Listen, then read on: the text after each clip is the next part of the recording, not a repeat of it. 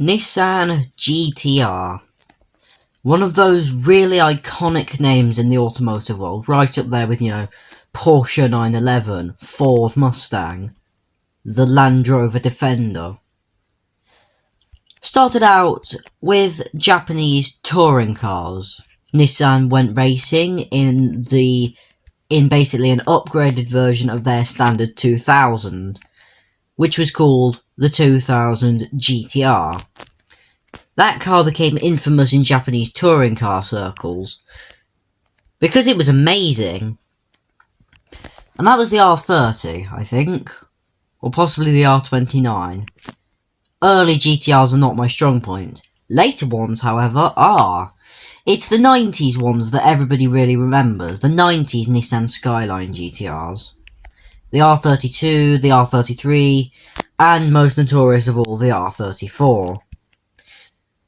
I happen to really like all of these Nissan GTRs, but recently they've sort of come under far too much clout. I also like my GTR Standard, which is never going to happen considering what happened to most GTRs.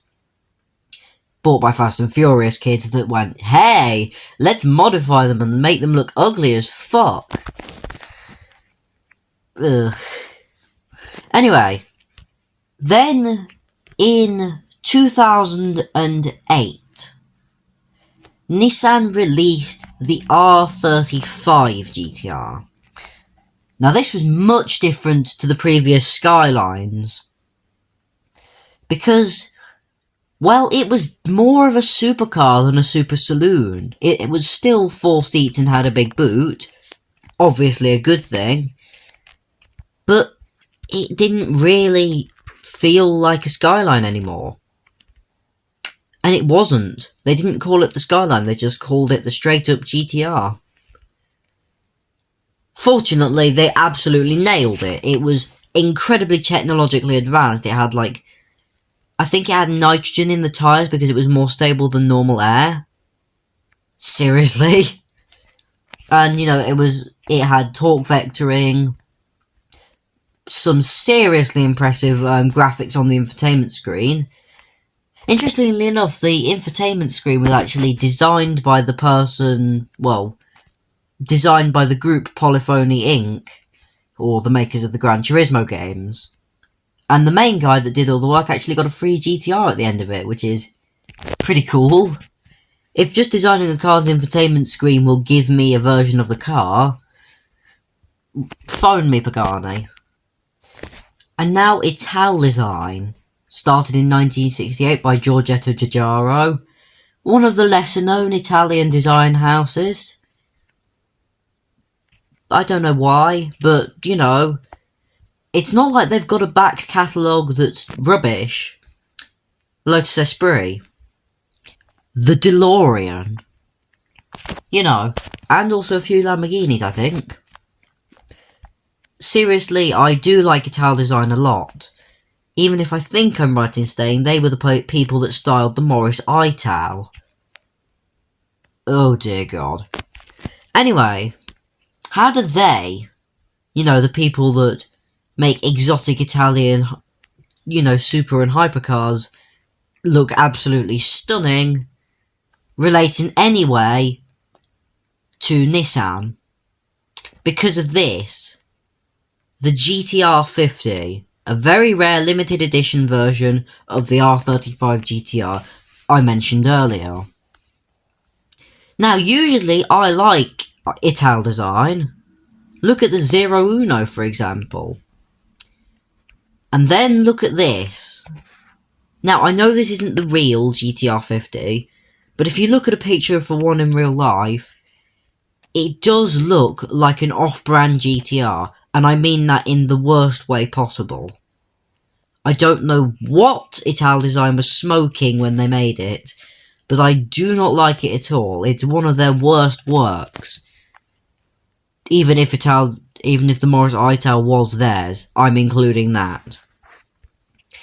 Anyway, it's actually a pretty good car because it's a GTR that's been upgraded by Nissan, so I think it's actually got better aero because it's more aerodynamic, so it's faster, but it also still corners just as well because of chassis tweaks and suspension tweaks and whatever. Nissan, you know your stuff. I miss when you were cool with like the Pulsar GT-R and the Skylines and whatever. Go back to those days. Stop making the Leaf and the Note. Where did you go wrong?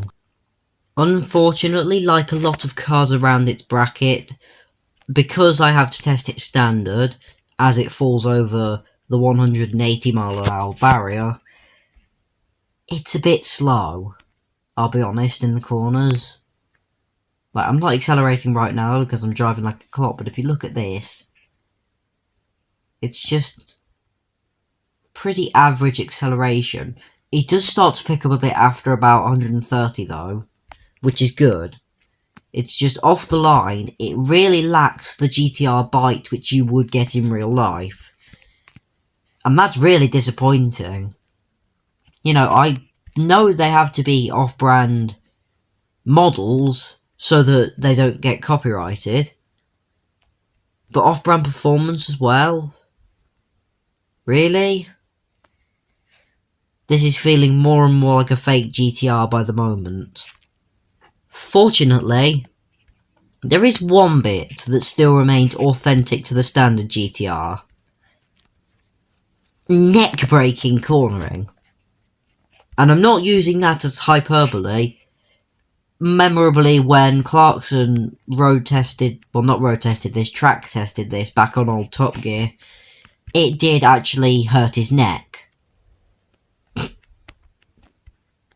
Anyway, I feel like it would actually be the same way if this was real life and the car behaved the way it does in CDT.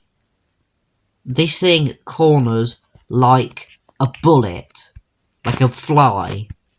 You turn the wheel, and suddenly you're pointing in an entirely different direction. It's so good in the corners.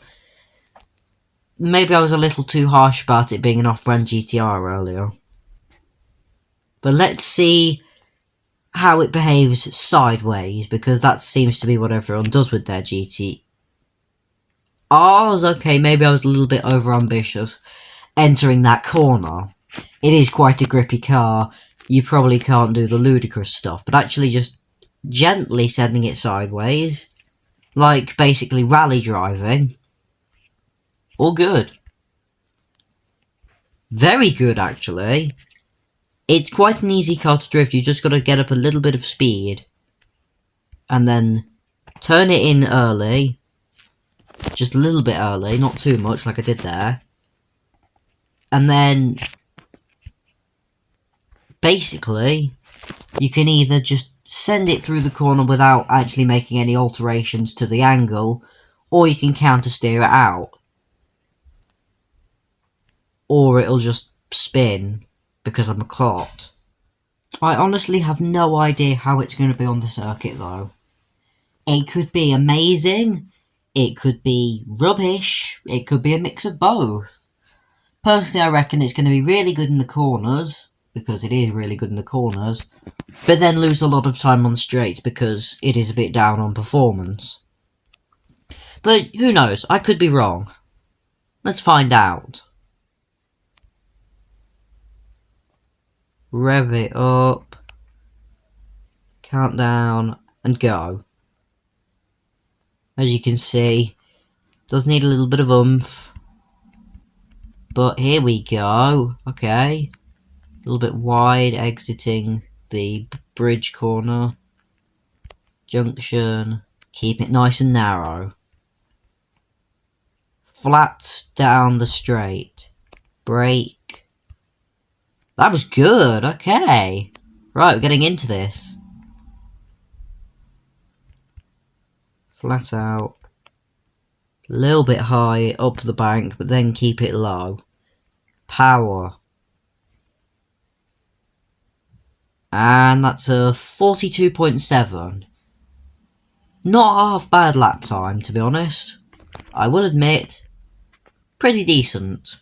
So, what's the verdict if you have this, you know, if you want to buy a GTR? Well, the one in the shop's always good.